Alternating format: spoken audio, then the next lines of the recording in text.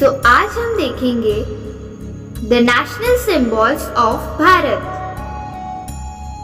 भारत के राष्ट्रीय प्रतीक। दोस्तों, हमारे देश में कुल 17 नेशनल सिंबल्स हैं। आज हम सभी के बारे में डिटेल्स में जानेंगे। Let's start. हमारा पहला प्रतीक है the national flag of Bharat. दोस्तों, भारतीय राष्ट्रीय ध्वज को 22 जुलाई 1947 को अपनाया गया था। इसमें 3 रंग की 36 पट्टियां हैं, केसरिया, सफेद और हरा। ये तीनों समानुपात में है। लंबाई और चौड़ाई का अनुपात 3 से 2 का है। सफेद पट्टी के मध्य में नीले रंग का चक्र है। इसका व्यास लगभग सफेद पट्टी की चौड़ाई के बराबर होता है और इसमें 24 तीलियां होती हैं। हमारा दूसरा प्रतीक चिन्ह है the national emblem of Bharat. दोस्तों, राष्ट्रीय चिन्ह किसी भी देश की संस्कृति और स्वतंत्र अस्तित्व का सबसे बड़ा प्रतीक होता है। पूरी दुनिया में भारत की पहचान सुनहरी परंपराओं वाले महान राष्ट्र के रूप में होती है। इसमें अशोक स्तंभ की बहुत बड़ी भूमिका है, क्योंकि इसे शासन, संस्कृति और शांति का सबसे बड़ा प्रतीक माना गया है। संवैधानिक रूप से भारत सरकार ने 26 जनवरी 1950 को राष्ट्रीय चिन्ह के तौर पर अशोक स्तंभ को अपनाया था। तभी से ये भारत गणराज्य द्वारा भारत के राष्ट्रीय चिन्ह के रूप में इस्तेमाल किया जाता है। हमारा तीसरा प्रतीक चिन्ह है the national anthem of Bharat. दोस्तों, राष्ट्रगान जन गण मन की रचना नोबेल पुरस्कार विजेता गुरुदेव रविंद्रनाथ टैगोर ने 1911 में की। राष्ट्रगान को मूलतः बंगाली में लिखा गया था, जिसको बाद में हिंदी अनुवाद किया गया। राष्ट्रगान को गाने में 52 सेकंड का समय लगता है। इसकी पहली और अंतिम पंक्ति को गाने में 20 सेकंड का समय लगता है। इसे 24 जनवरी 1950 में राष्ट्रगान का दर्जा दिया गया था। हमारा चौथा प्रतीक है the national song of Bharat. दोस्तों, भारत का राष्ट्रगीत वंदे मातरम बंकिम चंद्र चटर्जी द्वारा 7 नवंबर 1876 में लिखा गया। किसी भी राष्ट्रीय अवसर पर अपनी मातृभूमि के लिए राष्ट्रगीत गाया जाता है। भारतीय स्वतंत्रता आंदोलन के दौरान हमारे स्वतंत्रता सेनानियों के लिए इस गीत ने प्रेरणा स्रोत का कार्य किया। यह अभी भी हमें अपने देश की खुशहाली के लिए लड़ने की प्रेरणा देता है। इसे पहली बार 1896 में रविंद्रनाथ टैगोर ने भारतीय कांग्रेस के अधिवेशन में गाया था। हमारा पांचवा राष्ट्रीय प्रतीक है the national calendar of Bharat. दोस्तों, भारत के राष्ट्रीय कैलेंडर को शक कैलेंडर कहते हैं। यह भारत में उपयोग में आने वाला सरकारी सिविल कैलेंडर है। यह शक संवत पर आधारित है और ग्रेगोरियन कैलेंडर के साथ 22 मार्च 1957 यानी 1 चैत्र 1879 में अपनाया गया। ऐसा माना जाता है कि सातवाहन राजा शालिवाहन ने शक शासकों को हराने के बाद कैलेंडर बनाया था, जिसे शक कैलेंडर के रूप में जाना जाता है। हमारा छठा राष्ट्रीय प्रतीक है the national currency of Bharat. दोस्तों, भारतीय मुद्रा को भारतीय रुपया कहा जाता है और सिक्कों को पैसा कहा जाता है। 1 रुपया 100 पैसे से मिलकर बना होता है। भारतीय रुपये का प्रतीक र है। यह डिजाइन देवनागरी अक्षर र और लैटिन बड़े अक्षर आर दोनों से मिलता जुलता है, जिसमें शीर्ष पर एक दोहरी क्षैतिज रेखा है। हमारा 7वां प्रतीक है the national river of Bharat. दोस्तों, गंगा नदी को भारत की राष्ट्रीय नदी कहा जाता है। गंगा हिमालय पर्वत से गौमुख में निकलती है। गंगोत्री हिमनद के अंत और बंगाल की खाड़ी के मुख से गिरती है, जो भारत और बांग्लादेश से होकर बहती है। गंगा को भारत की सबसे पवित्र नदी के रूप में भी सम्मानित किया जाता है और यह पवित्रता और आध्यात्मिकता का प्रतीक है। गंगा एक्शन प्लान के उद्देश्यों को प्राप्त करने के लिए भारतीय प्रधानमंत्री ने 2008 में गंगा को राष्ट्रीय नदी घोषित किया।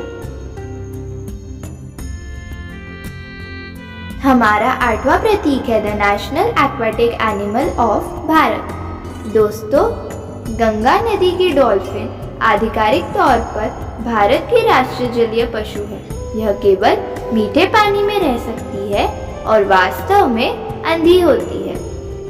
ये अल्ट्रासोनिक ध्वनियों का उत्सर्जन करके अपना शिकार करते हैं।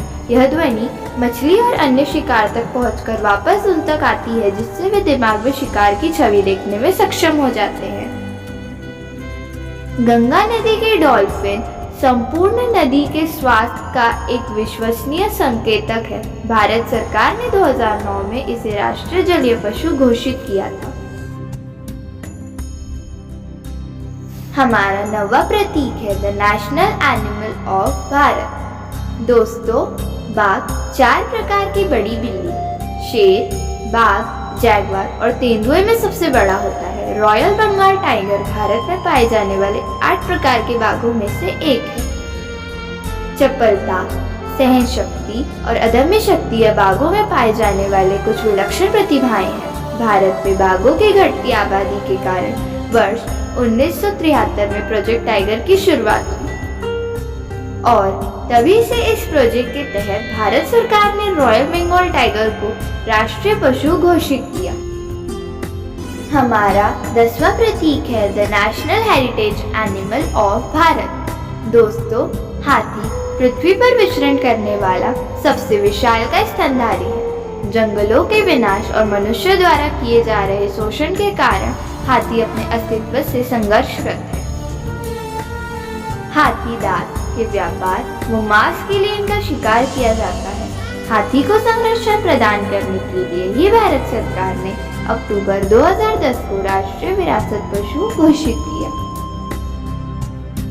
हमारा 11वां राष्ट्रीय प्रतीक है the national fruit of Bharat. दोस्तों, अपने नाम से ही देश की लगभग 65% आबादी का प्रतिनिधित्व करने वाला आम भारत में व्यापक रूप से खेती किए जाने वाले फलों में से एक है। आम सदियों से भारत की धरती पर उपलब्ध है। इसकी उपलब्धता भारत के हर क्षेत्र में व्यापक रूप से है।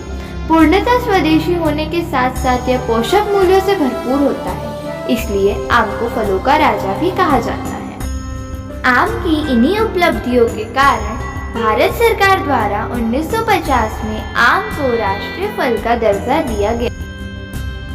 हमारा 12वां राष्ट्रीय प्रतीक है the national vegetable of Bharat. दोस्तों, कद्दू भारत के लगभग सभी भागों में उगाया और खाया जाता है।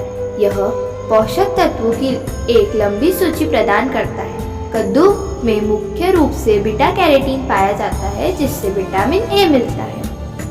पीले और नारंगी रंग के कद्दू में कैरोटीन की मात्रा अधिक होती है। कद्दू के बीज में भी आयरन, जिंक, पोटेशियम और मैग्नीशियम के अच्छे स्रोत हैं। कद्दू के इसी महत्व को ध्यान में रखते हुए भारत सरकार ने इसे राष्ट्रीय सब्जी घोषित किया। हमारा 13वां प्रतीक है the national bird of Bharat. दोस्तों, पंचतंत्र से लेकर पौराणिक कथाओं तक मोर का वर्णन हर जगह है। मोर हमारे जंगल का अत्यंत सुंदर, चौकन्ना, शर्मीला और चतुर पक्षी है और सभी को प्रिय भी है।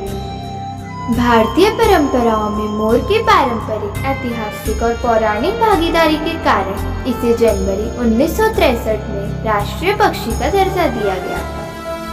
हमारा 14वां राष्ट्रीय प्रतीक है the national reptile of Bharat. दोस्तों, भारत का राष्ट्रीय सरीसृप किंग कोबरा है। किंग कोबरा को भारतीय संस्कृति, धर्म और दर्शन का एक महत्वपूर्ण पहलू और धारणा का प्रतीक माना जाता है। किंग कोबरा दुनिया का सबसे लंबा जहरीला सांप और सांपों की इकलौती ऐसी प्रजाति है जो घोंसला बनाती है। हमारा 15वां प्रतीक है the national flower of Bharat. दोस्तों, कमल के फूल को राष्ट्रीय फूल का दर्जा 26 जनवरी 1950 को दिया गया था। कमल का फूल सुंदरता, शांति और सर्वसत्यता का प्रतीक है। कमल के फूल पर विद्यमान देवी सरस्वती को विद्या की देवी के रूप में जाना जाता है। कमल को प्राचीन काल से भारतीय संस्कृति के सौभाग्य का प्रतीक माना जाता है। हमारा 16वां राष्ट्रीय प्रतीक है the national tree of Bharat.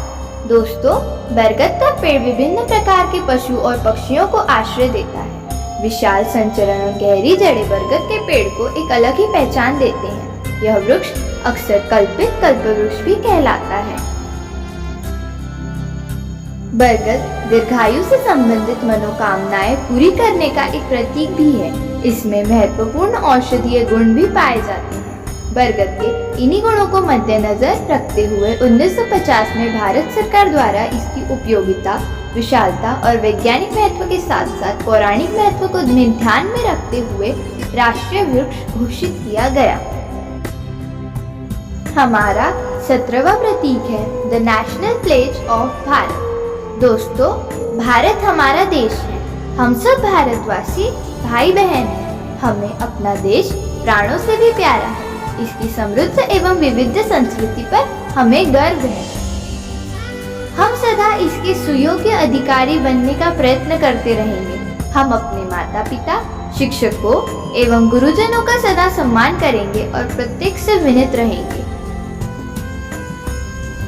हम अपने देश और देशवासियों के प्रति सत्यनिष्ठ रहने की प्रतिज्ञा करते हैं। इनके कल्याण एवं समृद्धि में ही हमारा सुख निहित है।